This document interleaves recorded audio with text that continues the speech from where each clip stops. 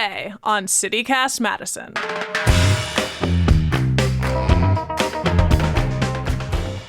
There are 1,000,001 ways a date can go sideways, but every now and then one goes really right. We asked you for your stories of your best or worst dates, and you delivered. Mostly the bad. As promised, your stories of Madison's dating scene on Valentine's Day. Haley Sperling, co-founder of Madison Minutes, our proud newsletter partner, joins me for the ride. It's Tuesday, February 14th. I'm Bianca Martin, and here's what Madison's talking about.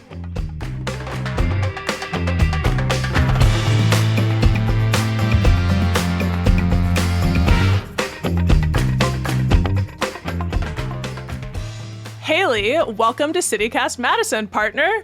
Thank you, Bianca. I'm so excited to be here, and I'm so excited to talk about dating in Madison. Because there's so much to say. Unfortunately, however you want to take it. Yes. So how would you rate your dating experience in Madison, 1 to 10? I would have to give it a solid 10 out of 10. I would say the majority of my dates have been good rather than bad.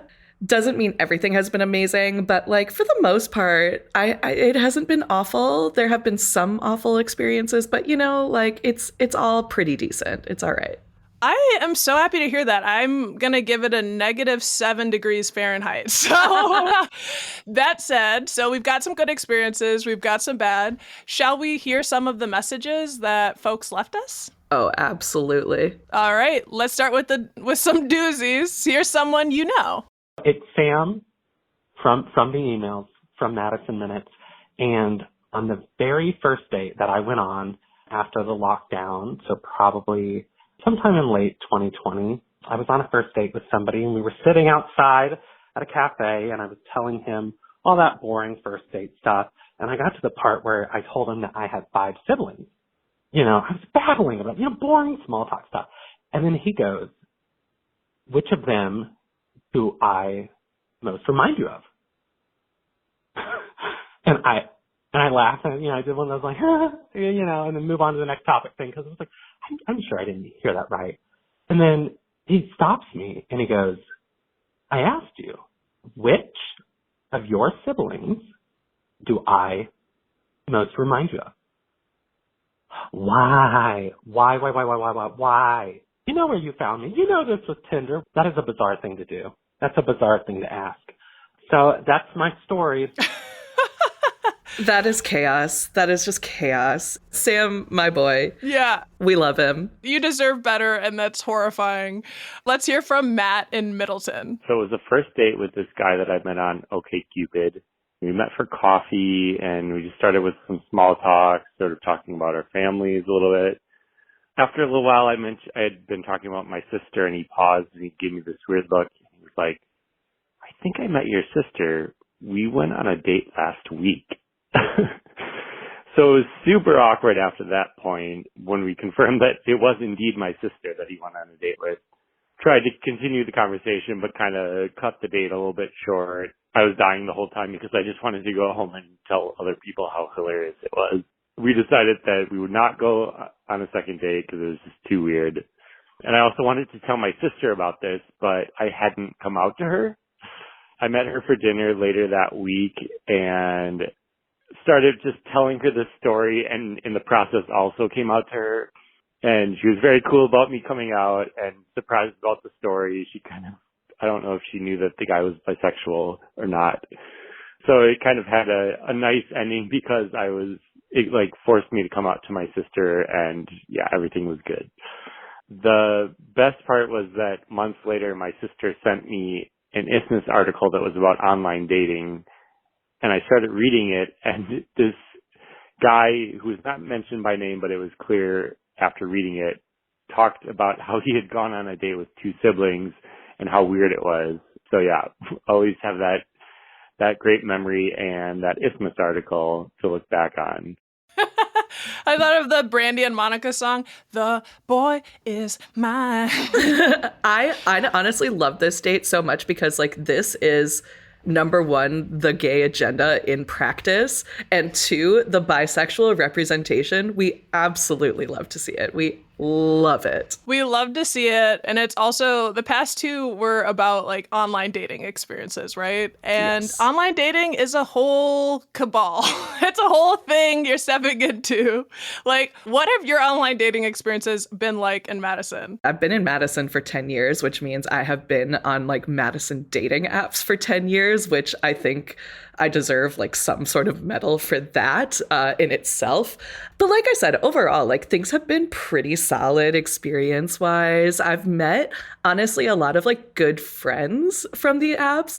I just went to a hockey game with a guy that I initially met on Hinge, like in 2019, but now we're just casual buds, you know? And like I exchange like Twitter DMs with people that I used to date with. And I'm like, look at this dumb meme, or like, look at this thing.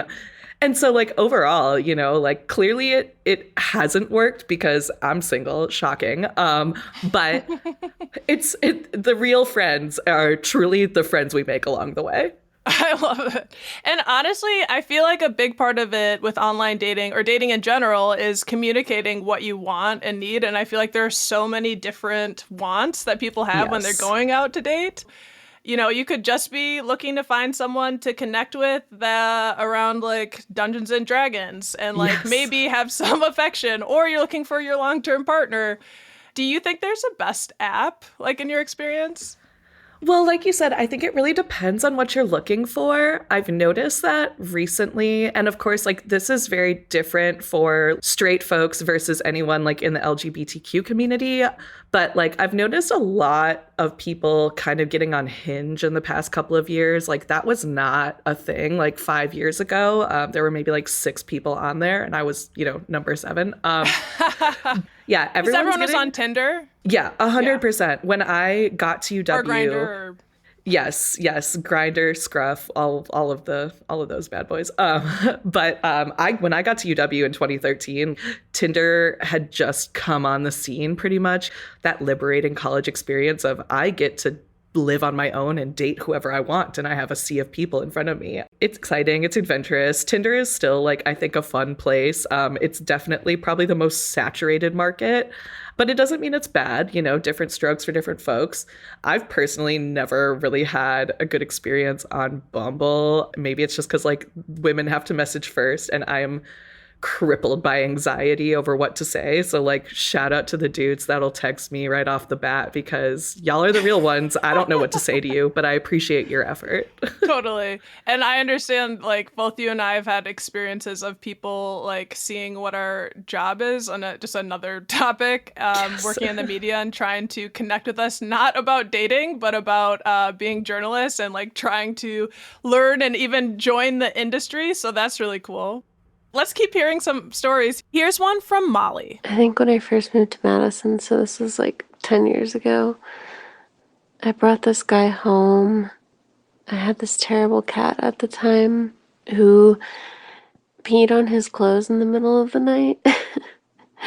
And I had to like wake up at 2 a.m. and tell him that this had happened. And then I washed his clothes in the middle of the night, which was cool. But what was worse is that I thought that I was calling my brother to see if he could take this terrible cat off my hands, and I ended up calling this guy instead.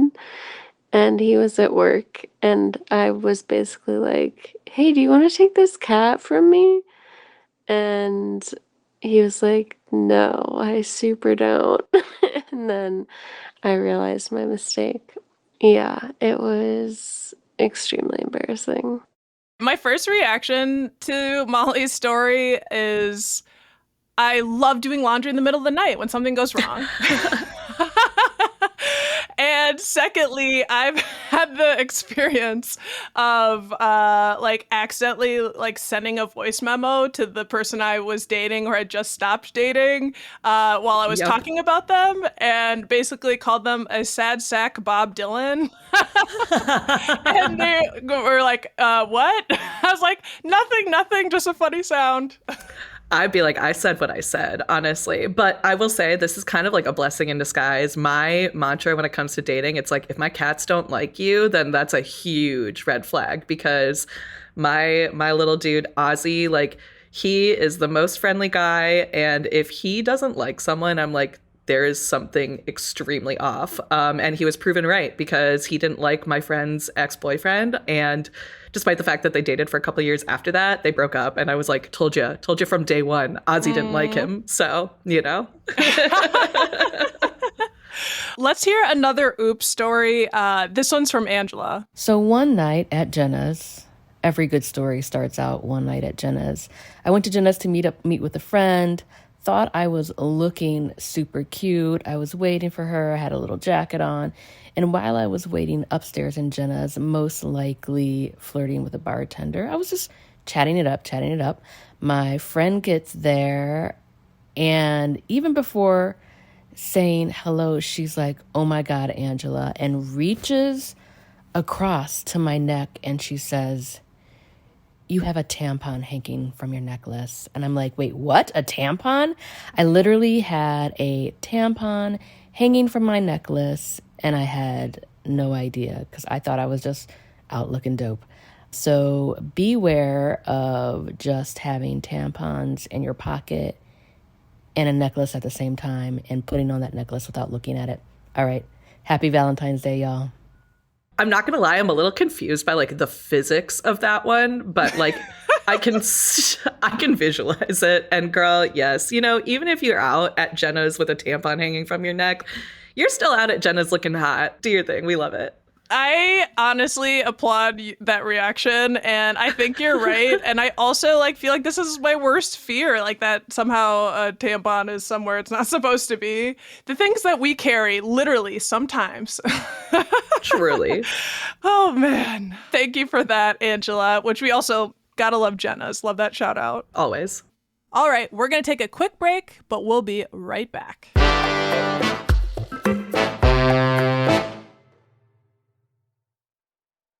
Here's a bad date that turned into something good. This is from Jody. I went with a hinge date to a local tavern. I wore a slinky red dress and was feeling all in my power until I got up to go to the bathroom and slipped on a bit of wet flooring.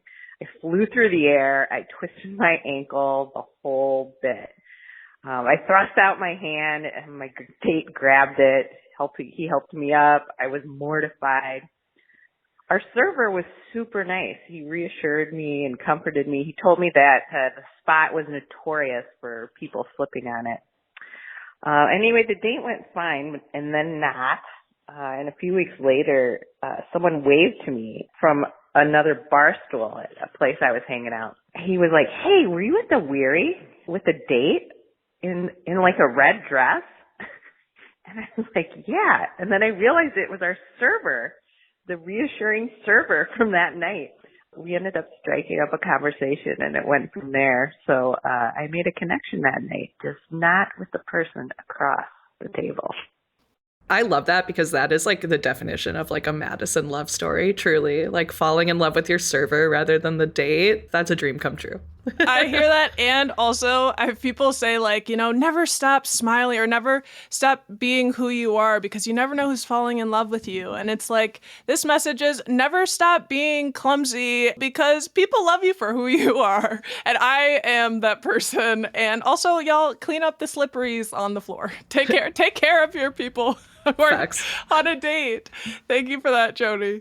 So here's another similar type of message, bad to good. This is Josie. Okay, listen, I had the best and worst date of my life, and it happened on the same weekend 6 years ago in Bombay, India. I had met this guy the week before at a party, and he'd asked me out. We set a date for Thursday. All week he was texting me. He was super funny, really cute. I was looking forward to the date. And then he shows up an hour late in a fully tinted out car, doesn't get out to greet me, and talks about his ex for like an hour. And then the rest of the date, he didn't ask me a single question about myself. I was like reaching at straws trying to ask him questions. He was this like Bollywood actor who was really only famous because his family was famous. And I had to pretend that I didn't Google that every movie he was in had flopped. It was just painful, like downright painful.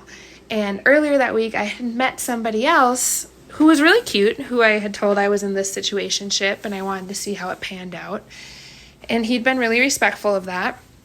But he was texting me, and so obviously, and the date is so terrible, I respond, and he answers back, "Clearly, your date sucks, and you should let me take you out tomorrow, and we can go out and have fun." And I said yes, obviously, and that date lasted for 72 hours, and it was the best weekend of my life. It only ended because I had to go to work on Monday.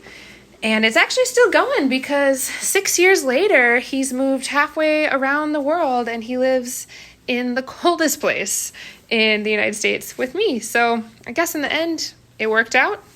I think it did. That's beautiful. That's so beautiful. I will say I've only had like one date that's lasted 72 hours and it was awful. It was a bad time, but I'm happy that it worked out for someone else, truly. Yeah, like a whirlwind adventure. It's nice to see, someone's basically like, "Hey girl, I got you. Let me show you how a real person does it. Who cares?" Truly, like came in and sweeps her off her feet. We love to see it. Take charge, guys. Like, let's go. Yes. We're ending our voicemails with a lovely positive note. This is Jake. So set the scene. The year is 2013. Tinder just launched and it is hot. I'm home in Illinois during UW-Madison spring break and I am swiping. I recognize a girl that went to high school with some of my best friends and can't swipe right fast enough. We match, head back to our respective universities, and continue to talk for the rest of the summer. Once home for summer break, she agrees to go on a date with me. I ask her to join me on a trip to the mall because I have a job interview there and figure she can just hang out while I go through the interview. She agrees because she's an absolute angel. Folks, I have no idea why she opted to see me again. I asked her to take a picture of me in a shirt I tried on at a store. I asked her to split the bill for dinner. She came back to my parents' house after dinner where my dog proceeded to tear her brand new sandals to shreds. My dog was cute, so she forgave him easily, but 19-year-old me was the worst, and I can't believe that she went out with me again. Needless to say, I am infinitely grateful she gave me another chance, and definitely more chances than I deserved in years to follow. After nearly a decade, thanks to her endless patience and some much-needed maturation on my part, we're now happily married, and not a day passes without me realizing how ridiculously lucky I am to be her husband. And as an added bonus, her birthday is Valentine's Day, so if this publishes or gets aired on Valentine's Day, happy birthday, Kim. I love you. Jake! Kim! Yes. Happy birthday, Kim. I love you. I love this story. That's beautiful. This is everything. Everything I wanted 2013 Tinder to be, and I'm glad they got it. I'm glad it worked out for someone. Thank you all so much for sending in those messages. They are a riot. Haley, you are part of our partnership. You're our newsletter and couldn't love you more. Aww. And we're talking about love and romance. And I just wanted to make sure to share that I've heard from multiple people in relationships tell me and wax poetic about the fact that Madison Minutes brings them together. Like literally a story of the fact that they're like, well, have you read it yet? Have you read the thing that's going on yet? And like, if they'd already read it, like, don't spoil it for me. I love that. I think that's so beautiful. And that is absolutely not what we set out to do when we launched Madison Minutes in 2021. But like, that's just such... It really warms my heart. And I love anyone out there, if your relationship has been stronger or weakened, I don't know. I would love to hear about it. Before we go, we've got to end, and I'm sad to say it, but do you have any suggestions, as a dating veteran in Madison of sorts, any suggestions for folks hitting the scene? Just be nice to people. You never know who's going to be the friend along the way. Like I said, I've got a lot of friends who have come from these apps, but now like they're people that I talk to every day. They're sending me news tips or they're sending me Fall Out Boy songs. It's like that's my love language. Truly. It's Fall Out Boy and Madison news. Just remember to have fun, and that if something doesn't work out, it doesn't mean that there's something wrong with you or that you're any less worthwhile. That's Yes. my last advice. Communicate clearly what you want and be kind. Haley, thank you so much for joining me and being a compatriot in the field of love today and sharing your own experiences. I really appreciate you. Thank you so much for having me. We love being your partner. We love Madison Minutes CityCast partnership. It's match made in heaven, truly. That's Haley Sperling, co-founder of Madison Minutes, our newsletter partners. If you haven't signed up for the newsletter, what are you doing? Trust me, you can thank me later. It will make your life better. I'm not playing.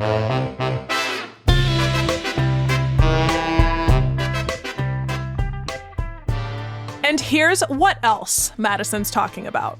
Former Packers quarterback Brett Favre, remember him?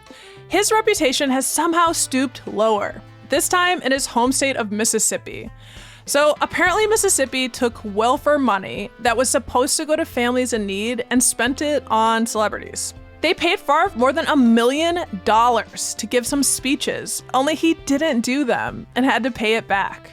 And now the state wants him to repay $5 million that it says he directed to a volleyball arena at his alma mater. Money that was supposed to help families in poverty. Meanwhile, Favre is suing a state auditor and 2 sports newscasters for defamation. And remember the 2022 election? The one that some folks claimed was rigged? Well, the state just finished its audit. You're going to want to hear this. Lean in. The Elections Commission randomly selected more than 300 local governments all over Wisconsin and recounted their ballots by hand. And you want to know how many problems they found? 6. 6 ballots. That's out of 2.5 million ballots cast. And to be clear, those were all from human error, like using the wrong color ink. Pretty remarkable. Before we go, can you help us be named Madison's best podcast? Madison Magazine is looking for nominations for its Best Things in Madison contest. You can vote for CityCast Madison for Best Podcast. And while you're there, please vote for our partners, Madison Minutes. We'll throw the link in our show notes. That's all for today here on CityCast Madison. I'm Bianca Martin. If you enjoyed the show, why not tell a past date, particularly if you were talking about them in your voicemail you left us, about our podcast? We'll be back tomorrow morning with more stories from around the city. Until then.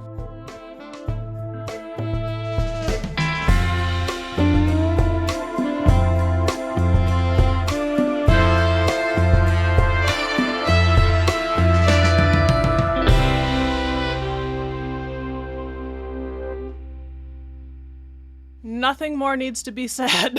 Yeah, I filed that under Why Are Men, and that's it.